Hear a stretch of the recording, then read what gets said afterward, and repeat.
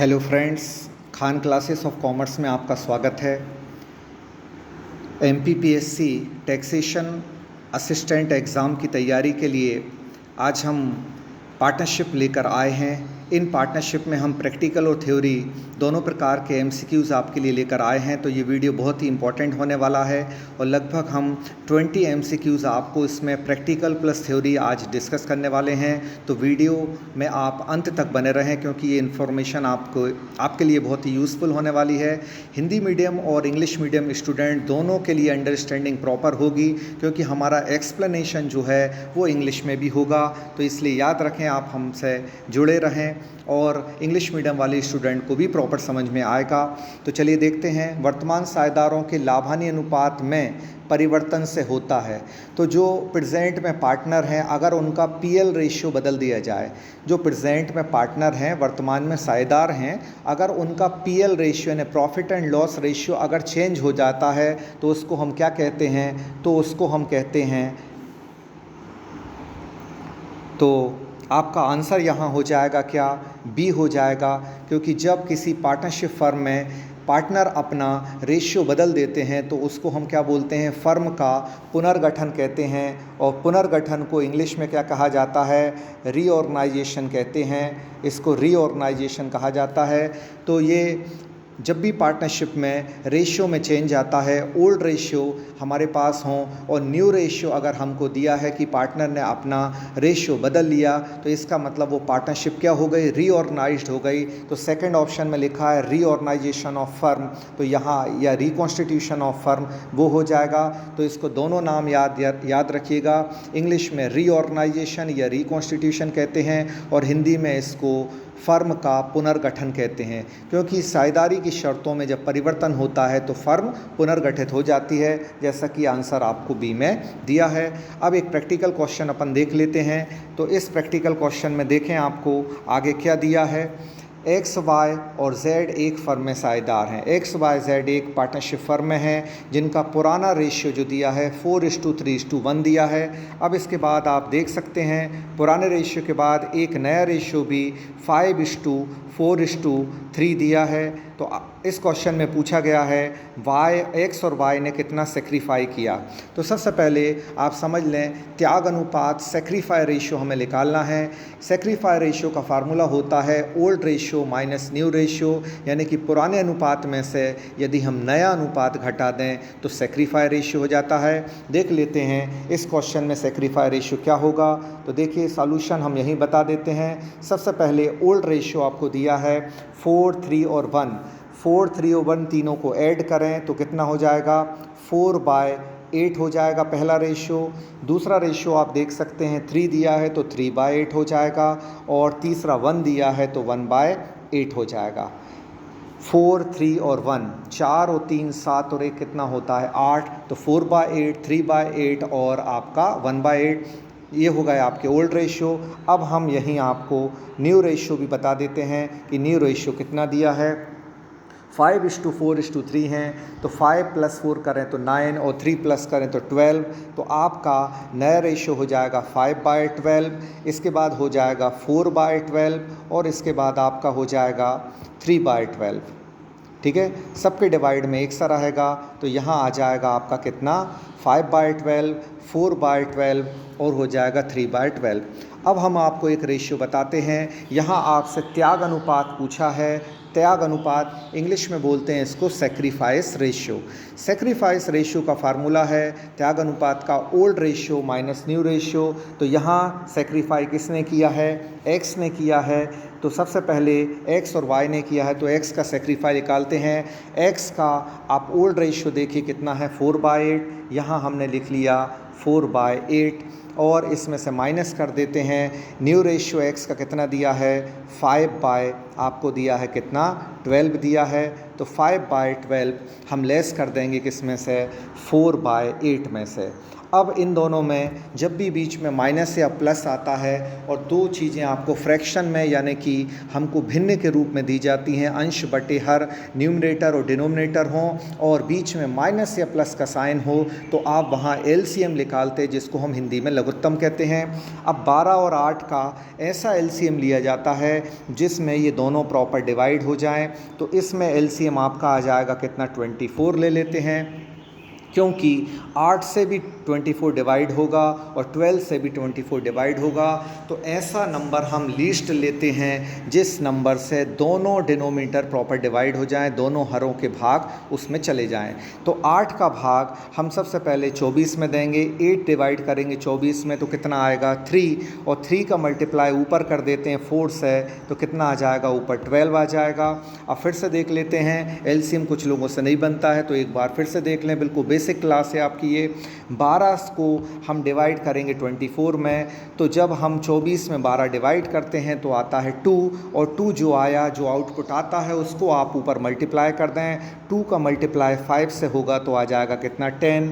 तो ये आपका x का सेक्रीफाई कितना आ जाएगा, 2/24 आ जाएगा। ये x ने सेक्रीफाई किया, तो देखिए x का सेक्रीफाई दो ऑप्शन में भी मिल रहा है, A में और C में, लेकिन आंसर हमें निकालने के लिए y का सेक्रीफाई भी निकालना पड़ेगा। तो चलिए हम आगे देखते हैं और y का सेक्रीफाई निकालते हैं। इसी तरह प्रोसेस होगी, याद रखिएगा। x का सेक्रीफाई कितना आया, x का सेक्रीफाई आया था अभी 2/24।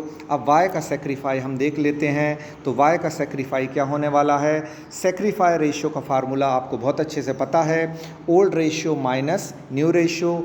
ओल्ड रेशियो है 3/8 हो जाएगा, और माइनस कर देते हैं 4/12, क्योंकि पुराने अनुपात में से हम नए अनुपात को घटाते हैं। एलसीएम हमने आपको अभी बता दिया था, तो एलसीएम कितना आएगा 24।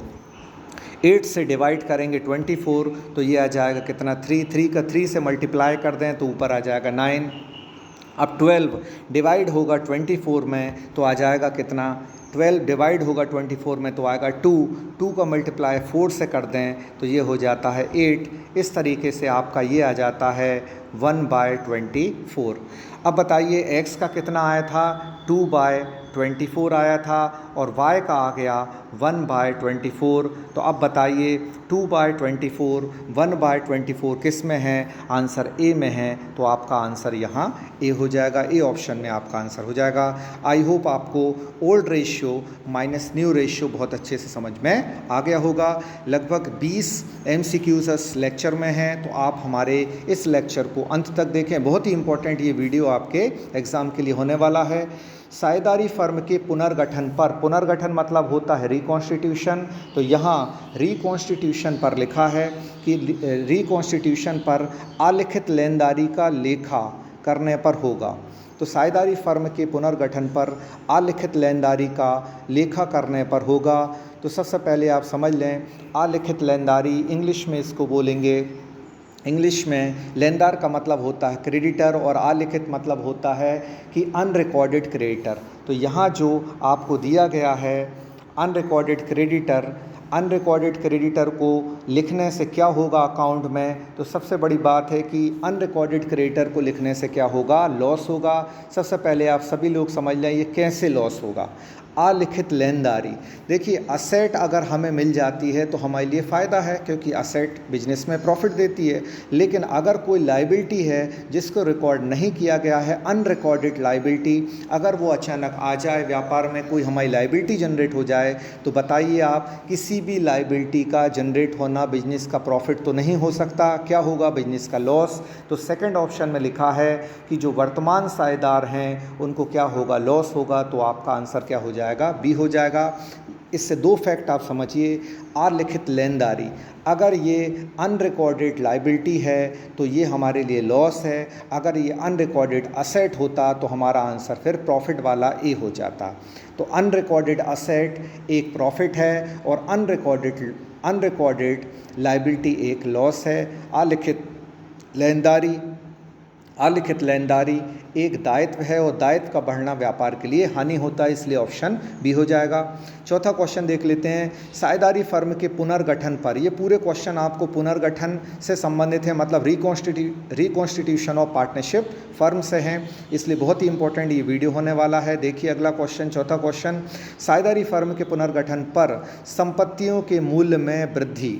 देखिए अब वो क्वेश्चन जिसको अभी हम समझाना चाह रहे थे पिछले क्वेश्चन में, वही चीज़ अब यहाँ आ गई है कि अगर असेट बढ़ जाए तो क्या होगा। तो आप जैसा कि जानते हैं असेट की वैल्यू बढ़ गई है, संपत्ति का मूल्य बढ़ गया है रिकॉन्स्टिट्यूशन पर, तो असेट की वैल्यू बढ़ना बिजनेस का क्या होता है, प्रॉफिट। तो ये वर्तमान साझेदारों को इसका लाभ मिलेगा, मतलब प्रॉफिट ऑफ प्रेजेंट पार्टनर्स, यानी जो पार्टनर हैं पहले से उन पार्टनर्स को क्या होगा, प्रॉफिट, क्योंकि यहाँ असेट हमारी बढ़ गई है। असेट का बढ़ना हमारा क्या होता है, असेट का बढ़ना हमारा प्रॉफिट होता है, और लायबिलिटी का बढ़ना हमारा क्या होता है, लॉस होता है। इसलिए पिछले क्वेश्चन में आंसर आपका क्या था, हानि था, लॉस था, यहाँ प्रॉफिट हुआ है, तो आंसर आपका ए हो जाएगा। आई होप कि ये क्वेश्चन आपको समझ में आ गया होगा। अब अगला क्वेश्चन देख लेते हैं क्या है। पांचवा क्वेश्चन है, पुनर्मूल्यांकन खाते का शेष पुराने साझेदारों के पूंजी खाते में हस्तांतरित किया जाता है। सबसे पहले समझ लेते हैं ये पुनर्मूल्यांकन खाता क्या होता है। तो पुनर्मूल्यांकन खाता इंग्लिश में कहलाता है ये रिवैल्यूएशन अकाउंट। रिवैल्यूएशन अकाउंट से संबंधित एक महत्वपूर्ण तत्व आप लोग याद रखें। रिवैल्यूएशन अकाउंट का मतलब एक होता है कि रिवैल्यूएशन अकाउंट को हम पीएल एडजस्टमेंट अकाउंट भी कहते हैं। इंग्लिश वाले याद रखिए इसको क्या कहा जाता है, पीएल एडजस्टमेंट अकाउंट भी कहा जाता है। ये दूसरा नाम है, हिंदी वाले भी समझ लें, पुनर्मूल्यांकन खाते का दूसरा नाम लाभ हानि समायोजन खाता है। याद रखिए लाभ हानि नियोजन खाता अलग होता है, पीएल एप्रोप्रिएशन अकाउंट अलग होता है, और पीएल एडजस्टमेंट अकाउंट अलग होता है। तो पीएल एडजस्टमेंट अकाउंट ही रिवैल्यूएशन अकाउंट होता है, और रिवैल्यूएशन अकाउंट या पीएल एडजस्टमेंट अकाउंट नेचर में कैसा होता है, तो नेचर में ये नॉमिनल अकाउंट होता है, ये नाम मात्र का खाता होता है, ये भी आप याद रखेगा, ये नॉमिनल अकाउंट होता है। ठीक है, अब देख लेते हैं पांचवें क्वेश्चन में कि पुनर्मूल्यांकन खाते का जो शेष है वो कहाँ ले जाते हैं। तो याद रखिए रिवैल्यूएशन पर होने वाला प्रॉफिट या लॉस कहाँ ले जाया जाता है, पार्टनर्स कैपिटल अकाउंट में ले जाते हैं। तो पार्टनर्स कैपिटल अकाउंट में ले जाते हैं, किस रेशियो में ले जाते हैं, तो याद रखिए पुराने पार्टनर में पुराने रेशियो में इसको बांट दिया जाता है। तो आपका इस क्वेश्चन का जो आंसर होगा वो आपका ए हो जाएगा, क्योंकि इस क्वेश्चन में आपका आंसर ए दिया है, तो ए निश्चित ही आपका इस क्वेश्चन का आंसर हो जाएगा। आई होप कि ये क्वेश्चन आपको समझ में आ गया होगा। Sorry for interrupt. तो रिवैल्यूएशन अकाउंट का जो प्रॉफिट और लॉस होता है वो पार्टनर्स कैपिटल अकाउंट में ओल्ड पार्टनर्स में ओल्ड रेशियो में डिवाइड करते हैं। तो याद रखिए ओल्ड पार्टनर्स में ओल्ड रेशियो में इसको हम डिवाइड करते हैं। ठीक है, अगला क्वेश्चन देख लेते हैं। छठवां क्वेश्चन क्या होगा आपका, तो देखिए पांचवा क्वेश्चन आपका हो चुका है जो कि अभी हमने आपको बताया। अब इसके बाद क्वेश्चन नंबर 6 आप देख लें क्या होगा। छठवें क्वेश्चन में एक प्रैक्टिकल क्वेश्चन है जो कि आपका गेनिंग और सेक्रीफाई रेशियो से रिलेटेड है। तो देख लेते हैं, इसमें भी गेनिंग नहीं पूछा बल्कि सेक्रीफाई ही पूछा है। एक्स और वाई 2:3 में है, तो एक्स और वाई का सबसे पहले हम ओल्ड रेशियो लिख लेते हैं कि ओल्ड रेशियो क्या होगा। तो ओल्ड रेशियो 2 और 3 कितना हो गया, 5, तो 2/5 और 3/5 it will be old ratio of X and Y. और उन्होंने भविष्य में इसको कैसा बराबर बांटना तय किया, मतलब फ्यूचर में वो अपना रेशियो अब इक्वल कर लेते हैं। इक्वल का मतलब क्या होता है, दो पार्टनर हैं तो 1/2 1/2 होगा। हिंदी में क्या बोला है, समान अनुपात बोला है, यानी कि बराबर, तो हमने इक्वल कर दिया। दो पार्टनर हैं तो 1/2 1/2, और यहाँ 3 पार्टनर होते तो 1/3 1/3 हो जाता है। अब वही लॉजिक यहाँ काम करेगा, क्योंकि हमें सेक्रीफाई रेशियो निकालना है, यानी कि त्याग अनुपात। किस साझेदार ने त्याग किया है ये भी पूछा गया है। सिर्फ त्याग अनुपात नहीं निकालना बल्कि ये भी बताना है किसने त्याग किया है। तो अब देखिए हम एक बहुत ही सॉलिड लॉजिक आपको बताने वाले हैं। देखिए सबसे पहले पुराने रेशियो में ए और बी का रेशियो कितना था, 2:3। 2 और 3 था, तो 3 पहले क्या था, ज़्यादा था, यानी y ज़्यादा था और x क्या था, कम। और अब x किसके बराबर आ गया, y के बराबर आ गया। इसका मतलब y पीछे चला गया। तो जो पार्टनर पीछे चला जाता है, जिसका शेयर कम हो जाता है, वही सेक्रीफाई करता है, वही त्याग करता है। तो ये बात यहाँ कन्फर्म हो गई कि यहाँ सेक्रीफाई किसने किया है, y ने किया है। अब आपका आंसर यहाँ x का त्याग नहीं हो सकता। इसलिए नहीं हो सकता क्योंकि x ने सेक्रीफाई किया ही नहीं है, उसने तो गेन किया है। तो सेक्रीफाई किसने किया है, y ने किया है, क्योंकि उसका शेयर कम हो गया है। कैसे पता चला, y का शेयर आप ऊपर देखें कितना दिया है, ओल्ड रेशियो 3/5, और नीचे आप देखें न्यू रेशियो कितने दिया, 1/2। तो आपके पास फार्मूला है old ratio minus new ratio.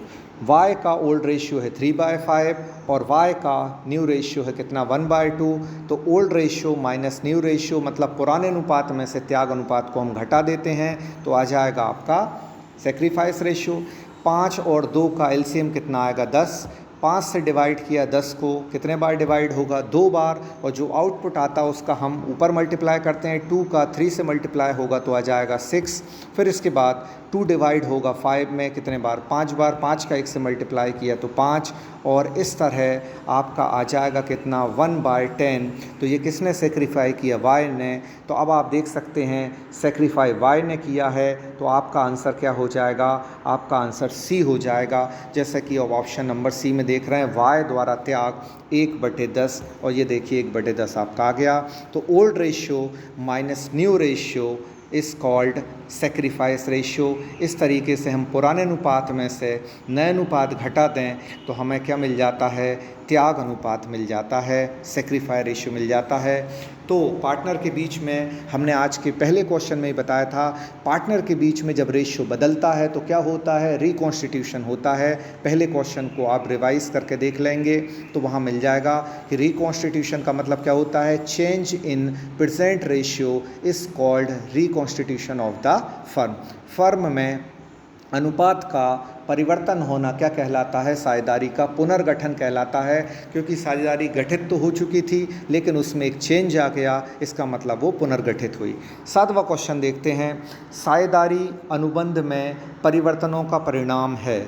तो साझेदारी अनुबंध में अभी हमने आपको बताया था, कोई भी पार्टनरशिप में कोई टर्म को अगर हम बदलते हैं, टर्म्स एंड कंडीशन को बदलते हैं, एग्रीमेंट या कॉन्ट्रैक्ट को बदलते हैं, तो उसको क्या बोलते हैं, उसको बोला जाता है रिकॉन्स्टिट्यूशन। तो यहाँ आपका आंसर ए हो जाएगा, क्योंकि ए ऑप्शन में दिया है reconstitution of firm. Question English में क्या था कि change in partnership contract is result, the result is the change in partnership contract, result is, तो रिज़ल्ट हो जाएगा क्या, रिकॉन्स्टिट्यूशन ऑफ फर्म, जो कि ऑप्शन नंबर ए में आपको दिया है। तो आई होप इंग्लिश वालों को भी काफ़ी अच्छे समझ में आ रहा होगा। तो यहाँ बात सिर्फ लैंग्वेज की नहीं है, बल्कि यहाँ मैटर करता है अंडरस्टैंडिंग और कॉन्सेप्ट। साझेदारी अनुबंध में परिवर्तन का परिणाम है, तो ये हमने बता दिया आपको। इसका आंसर क्या हो जाएगा, तो इसका आंसर आपका ए हो जाएगा।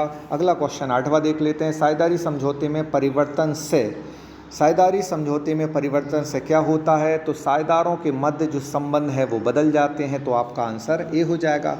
अभी आपको बताया पार्टनरशिप डीड चेंज हो गया, साझेदारी समझौता मतलब क्या होगा, डीड। और डीड क्या होता है, पार्टनरशिप डीड, जितने भी पार्टनर्स होते हैं वो पार्टनरशिप के इनिशियल स्टेज पर टर्म्स एंड कंडीशंस को वो तय कर लेते हैं और उस पर फ्री कॉन्सेंट रखते हैं, मतलब उस पर सहमत हो जाते हैं कि हाँ हम ये काम करेंगे। तो उस एग्रीमेंट को हम क्या बोलते हैं, पार्टनरशिप डीड कहते हैं। Partnership deed means agreement. तो साझेदारी समझौता क्या होता है, साझेदारी अनुबंध होता है, और साझेदारी अनुबंध उनके बीच में तय की गई शर्तों से बनाया जाता है।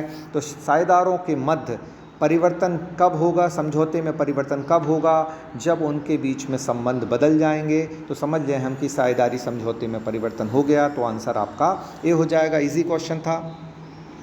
अब पुनर्मूल्यांकन खाते के क्रेडिट पक्ष के डेबिट पक्ष के आधिक्य को, क्रेडिट पक्ष के डेबिट पक्ष पर आधिक्य को क्या कहते हैं। इंग्लिश में ये कहा गया है कि रिवैल्यूएशन अकाउंट में अगर, रिवैल्यूएशन अकाउंट में अगर क्या हो जाए, रीवैल्यूएशन अकाउंट में अगर क्रेडिट ज़्यादा हो जाए डेबिट से तो क्या होगा, तो आप सब बहुत अच्छे से जानते हैं किसी भी अकाउंट में जो पर्टिकुलर आपका रिवैल्यूएशन है, रियलाइजेशन है या जहां हम प्रॉफिट निकालते हैं, उसकी एक खासियत होती है कि if credit is more than debit या difference will be credit minus debit is called profit. मतलब रिवैल्यूएशन अकाउंट पुनर्मूल्यांकन खाते में यदि क्रेडिट ज़्यादा है डेबिट कम है तो वो क्या होगा, प्रॉफिट होगा। तो यहाँ आपका आंसर क्या हो जाएगा, ए हो जाएगा, क्योंकि यहाँ ए ऑप्शन में आपको प्रॉफिट दिया गया है।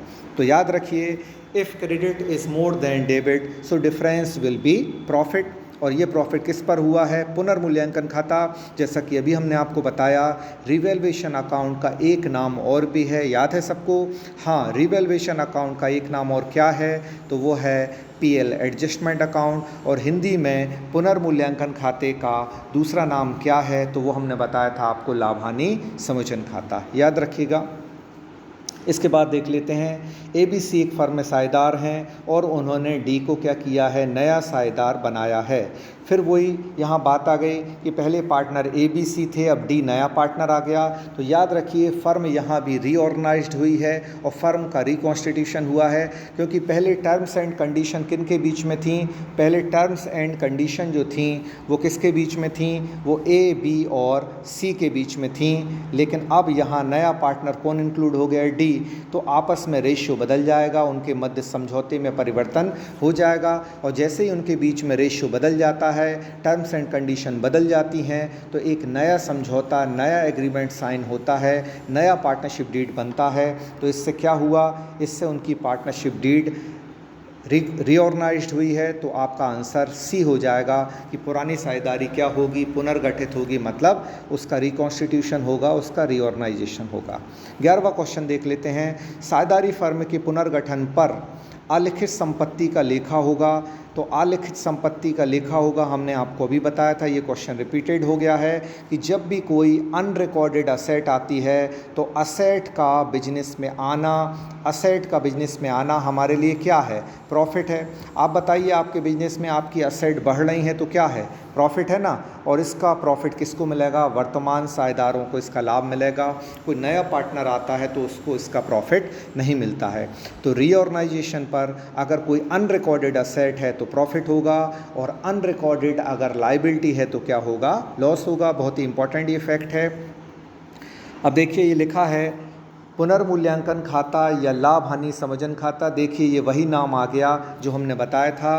पुनर्मूल्यांकन खाते का दूसरा नाम क्या है, लाभ हानि समोचन खाता है। इंग्लिश में रिवैल्यूएशन अकाउंट को ही हम क्या बोलते हैं, पीएल एडजस्टमेंट अकाउंट।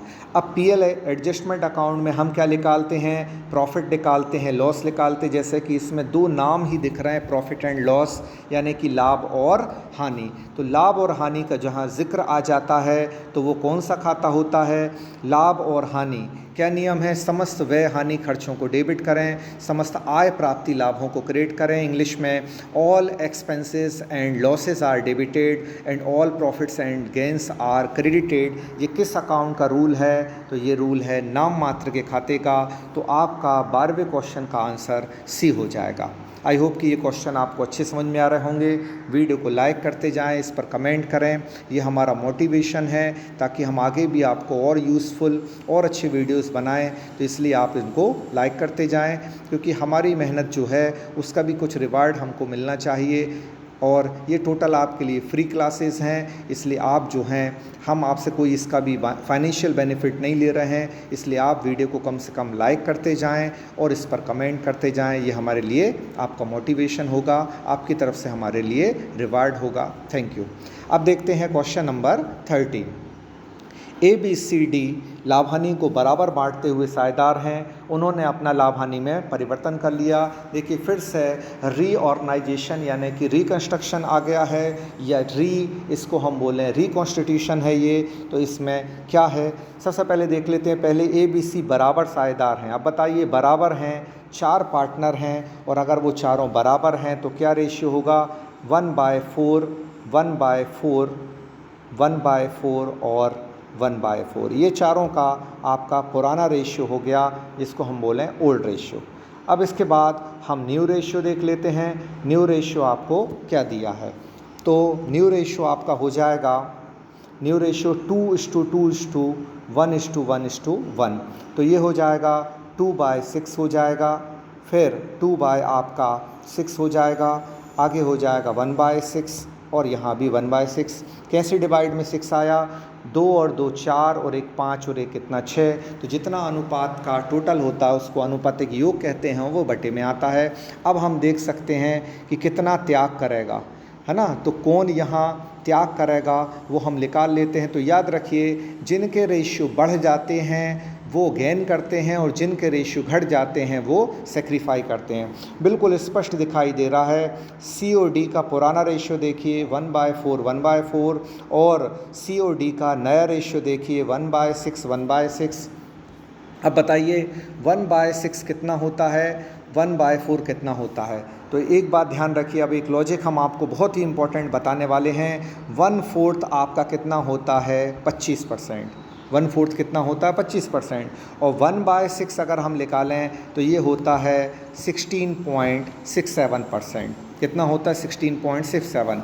1/4 बड़ा है और 1/6 छोटा है। किसी भी नंबर में डिवाइड में अगर बड़ी संख्या होती है, लार्ज नंबर होता है, तो वो वैल्यू में उतना ही छोटा होता है। अब हमारे लॉजिक से समझें कि पहले 1/4 था, 1/4 किसका था? 1/4 किसका था? सी और डी का। और अब सी और डी का कितना हो गया? 1/6 और 1/6 हो गया। मतलब सी और डी ने क्या कर दिया है? सेक्रीफाई। तो चलिए हम सी और डी का बहुत जल्दी आपको सेक्रीफाई निकाल देते हैं कि सी और डी ने कितना कितना जो है वो सेक्रीफाई किया। सेक्रीफाई रेशियो का बहुत क्लियर फार्मूला है, ओल्ड माइनस न्यू। तो सी का सबसे पहले हम आपको सेक्रीफाई बताते हैं। 1/4 और माइनस हो जाएगा 1/6, दोनों के बीच में एलसीएम आ जाएगा कितना? 24, या हम यहाँ 12 ले लेते हैं, 12 ठीक रहेगा क्योंकि 4 और 6 दोनों से डिवाइड होगा। 4 को हम 12 में डिवाइड करें तो आएगा 3, 3 का 1 से मल्टीप्लाई किया तो 3 आया।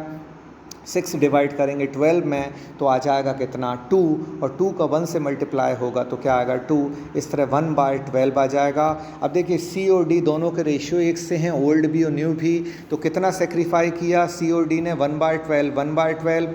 अब आप बताइए इस क्वेश्चन में क्या दिया है, कौन कितना त्याग करेगा? तो हाँ, 1/12 जो है वो सी भी त्याग करेगा और डी भी त्याग करेगा। तो यहाँ याद रखिए ये क्वेश्चन में थोड़ी सी मिस्टेक है कि यहाँ डी ऑप्शन दिया है। तो हाँ, डी ऑप्शन इस तरह हो सकता है कि त्याग किसी एक ने नहीं किया, दोनों ने किया, जबकि यहाँ हमको एक का रेशियो दिया है। तो यहाँ 1/12 और 1/12 दोनों का होना चाहिए, तब आंसर डी हो जाएगा। लेकिन आप क्वेश्चन की बेसिक थीम को समझ चुके हैं। 1/12 sacrifice by C and 1/12 sacrifice by D. C और डी दोनों ने त्याग किया 1/12, तो आपका आंसर 1/12 के अनुसार हो जाएगा। आई होप ये क्वेश्चन आपको बहुत बढ़िया समझ में आ गया होगा।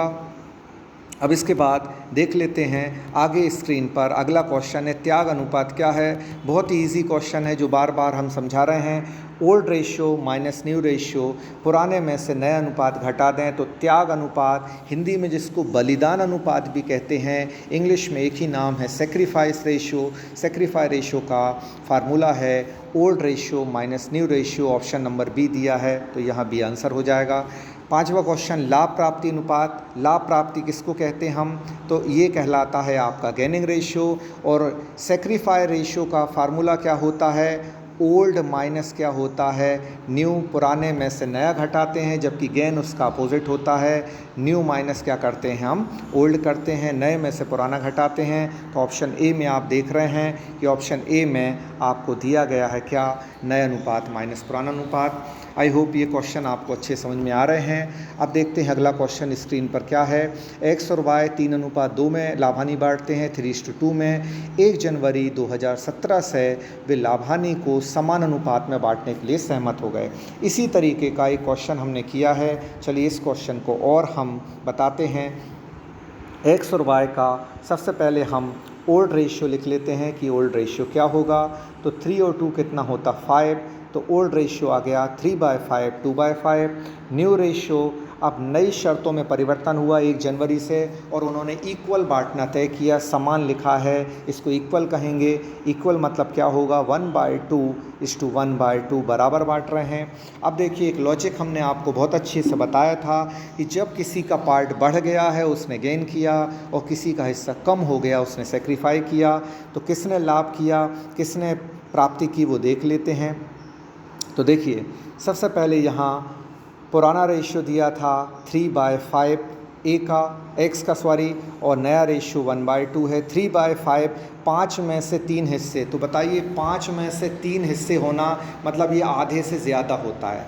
5 का हाफ तो कितना होता है 2.5, तो ये तो ज़्यादा है ना, तो आधे से पहला हिस्सा ज़्यादा था, अब आधे के बराबर हो गया है, तो किसने सेक्रीफाई किया, एक्स ने। क्लियरली आपको समझ में आ रहा है, तो एक्स का सेक्रीफाई निकालते हैं, ओल्ड माइनस न्यू करते हैं। ओल्ड रेशियो 3/5, न्यू रेशियो 1/2, इन दोनों का एलसीएम निकालें तो कितना आ जाता है 10 हो जाएगा। 5 से डिवाइड किया 10 2, तो ऊपर आ जाएगा 6, और 2 डिवाइड किया 10 में तो आ जाएगा 5।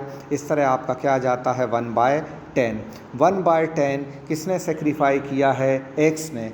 अब 2 ही पार्टनर हैं, आप समझ चुके हैं। एक्स ने अगर 1/10 सेक्रीफाई किया है तो वाई ने 1/10 ही क्या किया होगा, गेन किया होगा।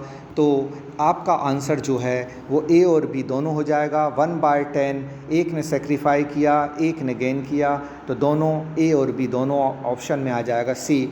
अब कैसे वाई ने जो है वो गेन किया वो भी समझ लें। गेन का फार्मूला है न्यू माइनस ओल्ड। न्यू कितना दिया, वाई का 1/2, और वाई का ओल्ड दिया कितना 2/5। यहाँ भी आप एलसीएम निकालेंगे, कितना आएगा एलसीएम 10। 2 से डिवाइड किया 10 को 5 बार, ऊपर आ जाएगा 5। 5 से 10 को डिवाइड किया 2, और 2 2 सा हो जाएगा कितना 4। देन आपका आंसर अभी भी कितना आया 1/10। बस आप याद रखिए, इसको करने की ज़रूरत नहीं है कि अगर एक पार्टनर ने सेक्रीफाई किया है तो डेफिनेटली दूसरे पार्टनर ने क्या किया होगा, गेन किया होगा। क्वेश्चन नंबर 17 देख लेते हैं, क्या है।